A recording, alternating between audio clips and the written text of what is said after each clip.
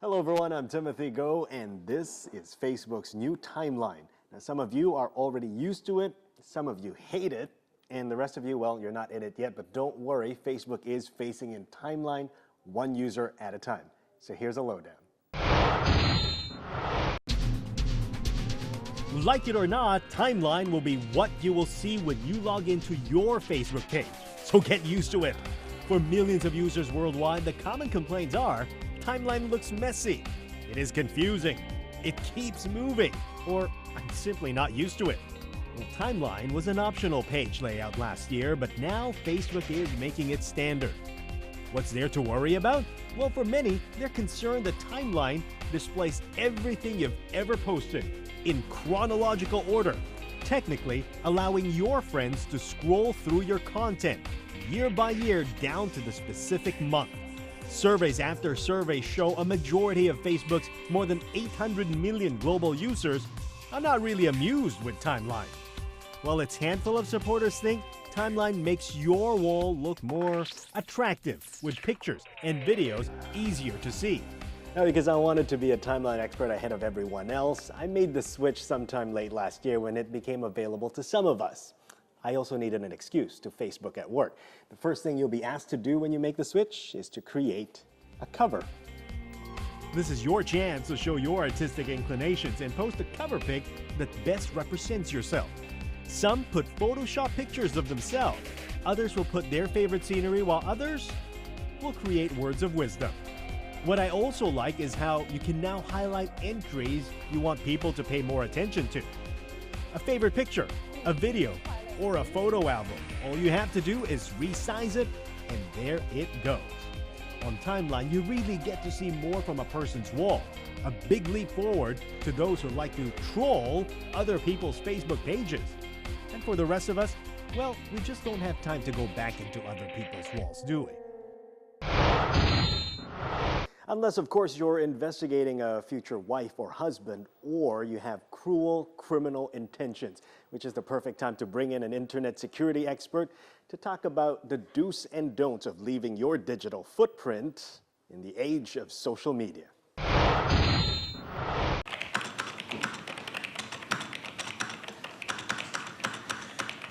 Unless you're aware of it, unless you educate your teenagers to go on and ensure that they're enabling it, user information is out there for all to see. And again, it's a digital footprint. There's a digital footprint that once you put that on the internet, you've lost control and ownership of that.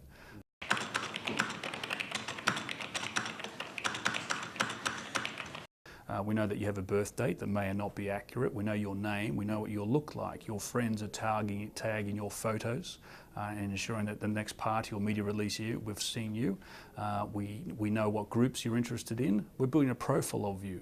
All of a sudden we know what your travel diary is like because you've tweeted that I've just landed in Hong Kong or Bangkok.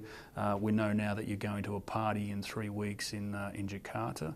We know through Facebook page that you've got another party coming up. We're building an online profile for you. So as a well-known entity, as you are, a criminal, if they want to get access to what's your future map like for the next 2 or 3 weeks, they're probably a very good read of your life. Okay. So if they meant you harm, be it financially or physically, they've got that available to you. And that's something that everyone should be concerned of. The more you put online, the more you're opening up for criminal enterprises to take advantage of that. And you need to be careful of it.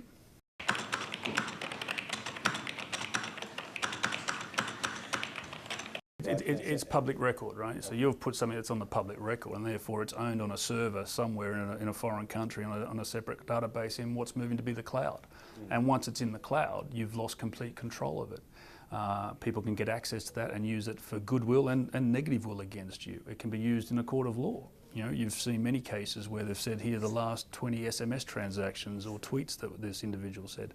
All that goes again to build a profile about you that can be used positive or negatively. Unfortunately, in most instances, it's going to be used negatively.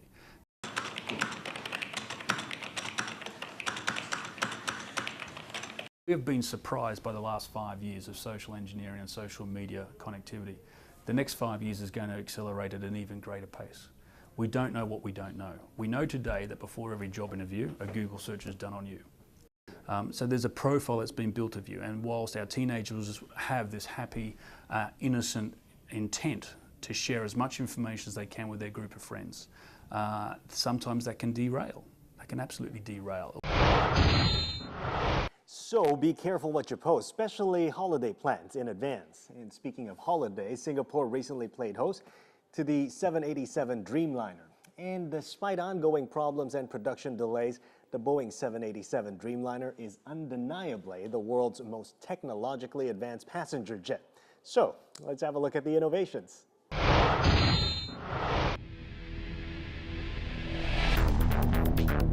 The Dreamliner is the world's first commercial plane made mostly of composite materials, which means it is lighter than any passenger jet out there today. That means lower fuel consumption by up to 20% and smaller operating costs for the airline. It is easy to spot the Dreamliner. Just look at its raked wingtips. Very different from any other aircraft in the market right now. You and I will love it because the cabin feels a lot more spacious. I think it has a number of things. For the airline customer, it's got just fantastic performance. So fuel burn, payload range. It can connect many cities point to point that you wouldn't otherwise be able to connect. And then for the passengers, the very large windows, 30 to 50% larger than the windows on the A380. So it really gives you a very different feel. The larger windows are not just bigger, they can also control the amount of light you want to come in without having to use shutters. Everything is controlled with this. There is also a unique LED lighting feature that brings gradual change in the mood of the cabin interior lighting, from dawn to dusk and everything in between.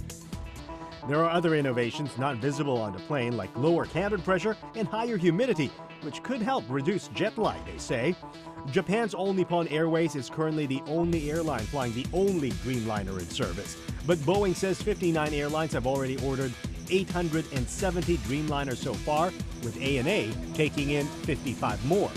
But what about those manufacturing defects and delays? It should have very little impact on production. It's a pretty straightforward issue, manufacturing quality issue. So it's been fixed upstream on any of the airplanes we're building now. So it looks like there's no other way but up for the Dreamliner. I just hope more of it can go into service sooner. That's all we have time for this week on That's IT, but don't forget you can always follow us on Twitter or on Facebook. I'm Timothy Go. That's it.